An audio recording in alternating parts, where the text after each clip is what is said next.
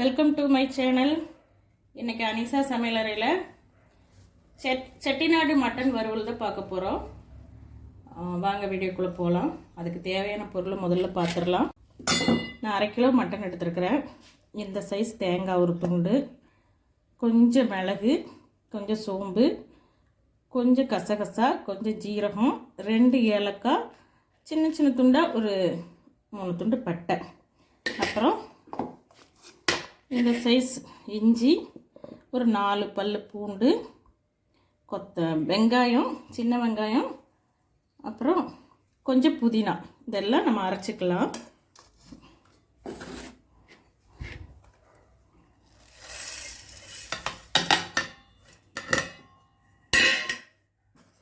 இப்போ நான் தேங்காவை வெட்டி போட்டுக்கிறேன்.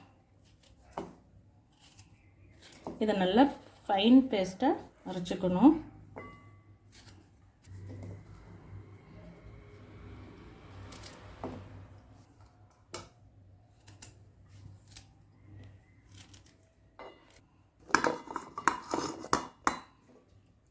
இது எல்லாத்தையும் அரைச்சிட்டு வந்துடலாம்.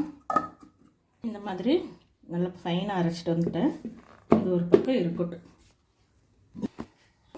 மட்டன் செய்கிறதுக்கு நான் ஒரு குக்கரை வச்சு கொஞ்சம் ஆயில் போட்டுட்டேன். எண்ணெய் காஞ்சிருச்சு. நம்ம வெங்காயம் போட்டுக்கலாம்.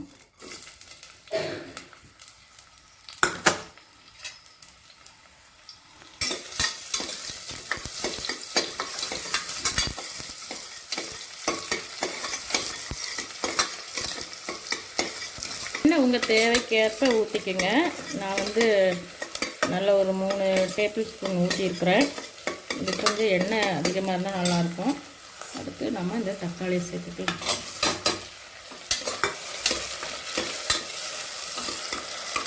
கொஞ்சம் உப்பு போட்டுக்கலாம்.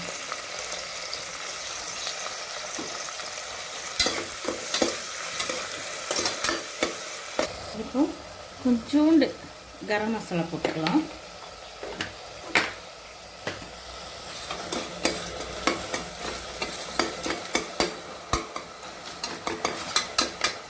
அடுத்து கொஞ்சம் 1 ஸ்பூன் மிளகாத்தூள், ஒரு 1.5 ஸ்பூன் மல்லித்தூள் இது போட்டுக்கலாம்.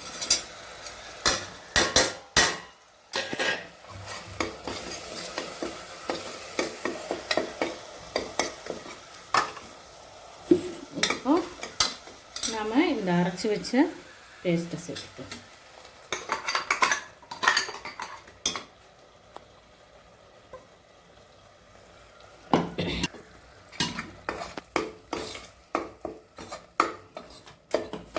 மஞ்சத்தூள் வேணும்னா போட்டுக்கோங்க, வேணான்னா அப்படியே விட்டுருங்க. இப்போ இந்த மசாலா கொஞ்சம் அப்படியே வதங்கிருச்சு. இந்த ஓரமெல்லாம் கொஞ்சம் எண்ணெய் திரண்டு வருது. இப்போது நம்ம மட்டனை சேர்த்துக்கலாம்.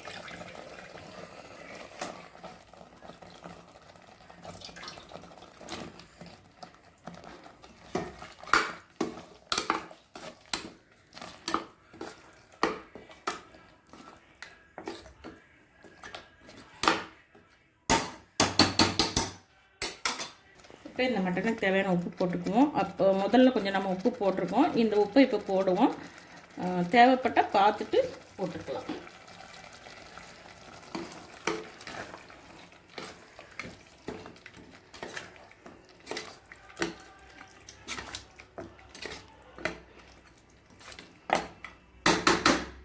இப்போ இது மூழ்கிற அளவுக்கு நம்ம தண்ணி சேர்த்துக்கலாம்.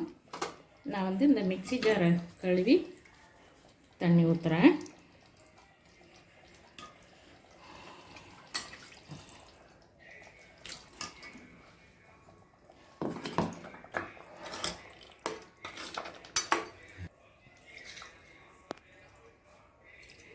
இந்த அளவுக்கு தண்ணி சேர்த்தா போதும். இந்த குக்கரை மூடி ஒரு 5 விசில் நம்ம விட்டுக்கலாம். இப்போ குக்கரு ஸ்டீம்லாம் இறங்கிடுச்சு. இப்போ ஓப்பன் பண்ணி பார்க்கலாம். நல்லா எண்ணெய் பிரிஞ்சு இருக்குது. மட்டன் நல்லா வெந்திருக்குது. உங்களுக்கு இப்படியே வேணாலும் வச்சு சாப்பிட்லாம். குழம்பா வேணாலும் இன்னும் கொஞ்சம் தண்ணி சேர்த்து நீங்கள் சாப்பிட்டுக்கலாம். நான் இன்னும் கொஞ்சம் அப்படியே சுண்ட வைக்க போகிறேன். எனக்கு கொஞ்சம் கிரேவி போதும். இதை இப்போ அப்படியே குக்கரில் அடுப்பில் வச்சிடலாம். இதில் அப்படியே கொஞ்சம் மல்லித்தழை தூவி விட்டுட்டு வேக வச்சுக்கலாம்.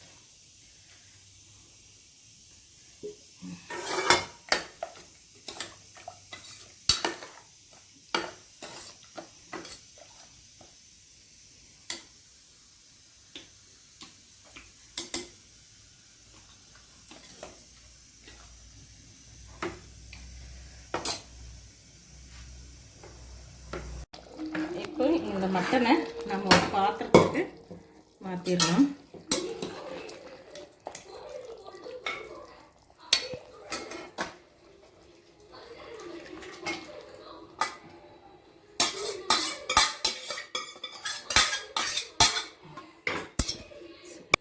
இதில் மாற்றி இதை கொஞ்சம் சுண்ட வச்சுக்கலாம். நம்மளோட மட்டன் நல்ல எண்ணெய் திரண்டு வந்துருச்சு. நீங்கள் இன்னும் கொஞ்சம் சுண்ட வச்சு சாப்பிட்னாலும் சாப்பிட்டுக்கலாம். எனக்கு வந்து இந்த அளவுக்கு கிரேவி தேவைப்படுது, அதனால நான் இப்படியே வச்சுக்கிறேன். இது சப்பாத்தி, பரோட்டா, இட்லி, தோசை, சாதம் எல்லாத்தோடய வச்சு சாப்பிட்டுக்கலாம்.